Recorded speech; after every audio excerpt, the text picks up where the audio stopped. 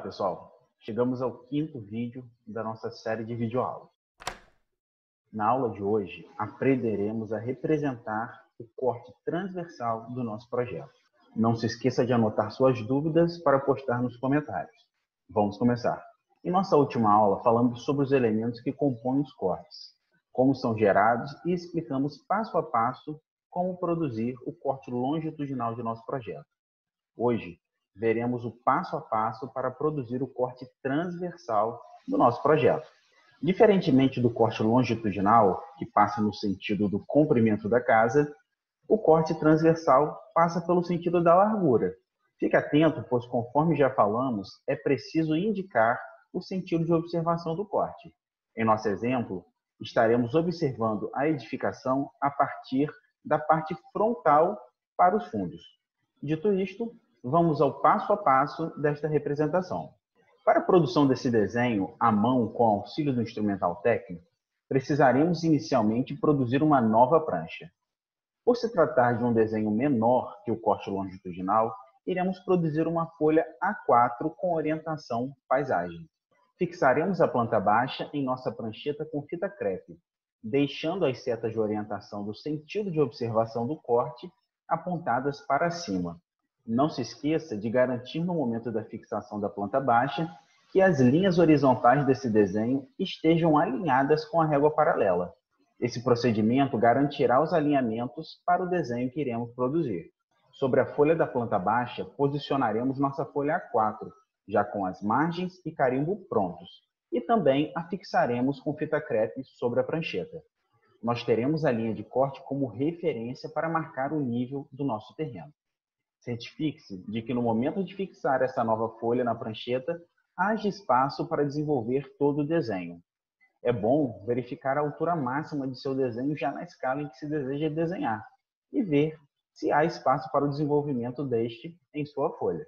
Se você assistiu a videoaula sobre a produção do corte longitudinal, sabe que o processo de superpor os desenhos nos ajuda a ganhar tempo, uma vez que poderemos decalcar ao invés de desenhar tudo do zero, medir e marcar tudo de novo.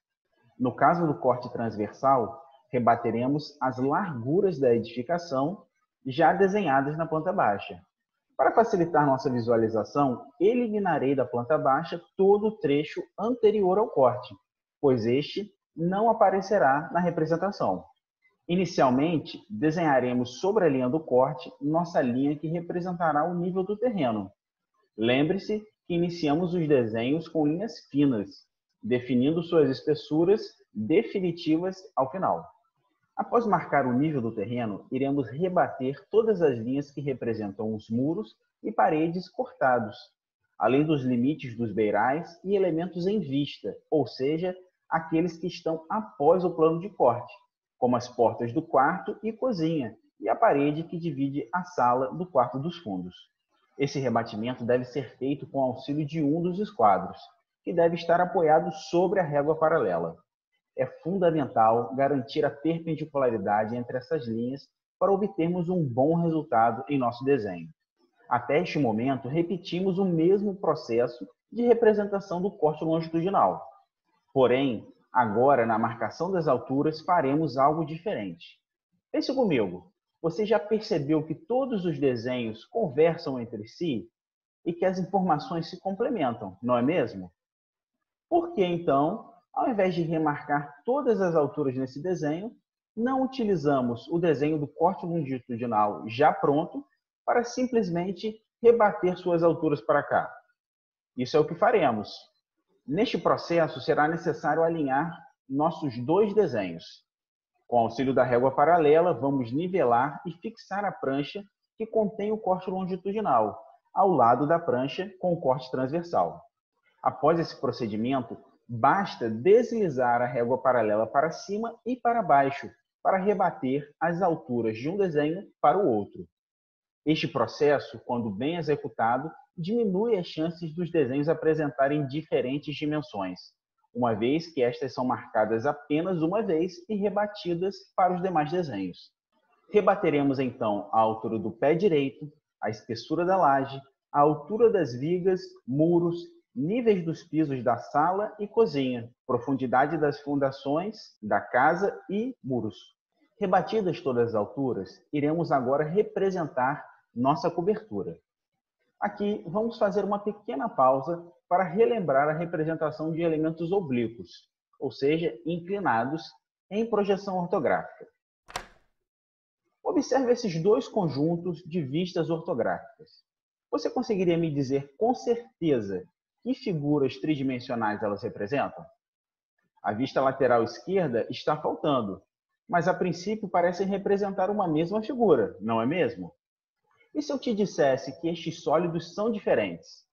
E que um deles é um prisma retangular e o outro um prisma triangular? Qual seria o retangular e qual seria o triangular?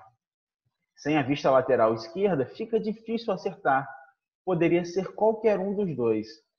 Isso porque a face inclinada do prisma triangular, vista de frente, gera uma vista ortográfica exatamente igual à vista frontal do prisma retangular. No corte que agora estamos representando, veremos nossa cobertura, que nada mais é do que um plano inclinado, também de frente, gerando assim uma representação que mais se assemelhará a um retângulo do que ao plano inclinado que realmente é. É por essa razão que precisamos juntar as informações de todas as vistas, em nosso caso, plantas e cortes, para compreender a edificação em sua totalidade. Vale ainda acrescentar que quando cortamos elementos oblíquos, ao contrário de elementos retangulares, dependendo de onde o plano de corte passar, teremos diferentes resultados. Este vídeo mostra claramente essa diferença. Em nosso desenho, repare que a situação que ocorre é a de que o corte passa pouco antes da cumieira da cobertura, ponto onde o telhado atinge seu ponto mais alto.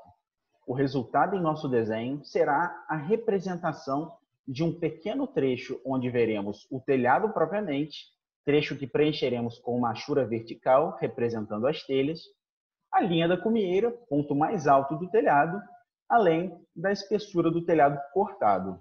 Veremos também parte da água do telhado que cobre a parte de fundos da casa. Voltando à prancheta, para encontrarmos o ponto exato onde o telhado é cortado, é necessário marcarmos o corte transversal sobre o corte longitudinal. Aqui em nosso exemplo, deixamos a linha de corte bem clara para que você possa entender este processo. Porém, na hora de executar o desenho, o recomendável é fazer uma linha fina, que possa ser apagada facilmente. Para fazer essa marcação, tomamos o limite frontal do terreno como referência e medimos sua distância até a linha do plano de corte transversal. Após obter essa medida, a transferimos para a prancha do corte longitudinal. Com a marcação do corte BB feita sobre a prancha do corte longitudinal, é possível rebater as alturas da cobertura para a representação desta no corte transversal. Repare que os pontos rebatidos são aqueles que já comentamos anteriormente.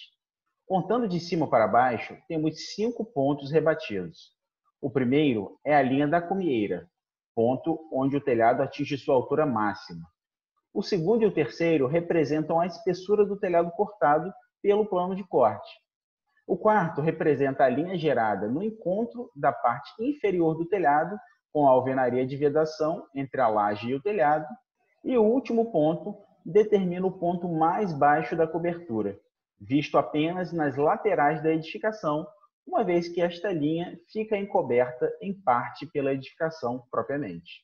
Para facilitar sua visualização, temos aqui um zoom em ambos os desenhos para que você entenda o rebatimento desses pontos e veja qual é o resultado gerado no desenho do corte BB. Após a execução da cobertura, nosso desenho já está quase pronto, já sendo possível apagar os excessos de linha e definir as espessuras finais dos traços. Não custa repetir, quanto mais próximo do plano de corte, mais grossa será a linha. Quanto mais afastada, mais fina. Definidas as espessuras dos traços, podemos então detalhar as janelas da sala e do banheiro, inserir os alisares das portas de acesso ao quarto e à cozinha, inserir as achuras de concreto nas vigas, lajes e fundação, além da achura de terra. Finalizando, representaremos a laje que suporta a caixa d'água, bem como os blocos da caixa d'água, a bancada do banheiro, seu lavatório, bacia sanitária e o box. As dimensões destes blocos constam no material de apoio. Uma opção também muito adotada nos desenhos à mão é a utilização dos gabaritos com peças sanitárias. Em linhas finas, faremos a achura dos revestimentos cerâmicos na parede do banheiro, além de criar esta simbologia nas portas do quarto dos fundos e da cozinha, que indicam o sentido de abertura da folha da porta. Para criar essa simbologia, basta criar duas linhas oblíquas, partindo dos vértices inferior e superior da porta até a metade oposta da mesma, formando assim uma espécie de seta. A ponta desta seta representa o local onde teremos a maçaneta da porta, enquanto as duas outras extremidades simbolizam o lado onde teremos as dobradiças, informando assim qual é o sentido de abertura da porta. Esta simbologia é adotada para portas representadas em vista e, eventualmente, pode ser representada em linhas tracejadas. Não custa lembrar que, ao contrário da planta baixa, onde as portas são representadas abertas, nos cortes e vistas, as portas e janelas são sempre representadas fechadas. Para concluir nosso desenho, precisamos agora incluir os nomes nos ambientes cortados, suas cotas de nível. Repare que a simbologia da cota de nível nos cortes é diferente daquela apresentada na planta baixa. E cotar as alturas totais e parciais. Está pronto o nosso corte transversal. Bem, chegamos ao fim desta aula. Em nossa próxima aula, aprenderemos a produzir a fachada desta edificação, além de entendermos quais são os elementos que compõem este desenho. Se este vídeo te foi útil, por favor, compartilhe com outras pessoas que também tenham interesse em aprender mais sobre o desenho de arquitetura. Bons estudos e até a próxima!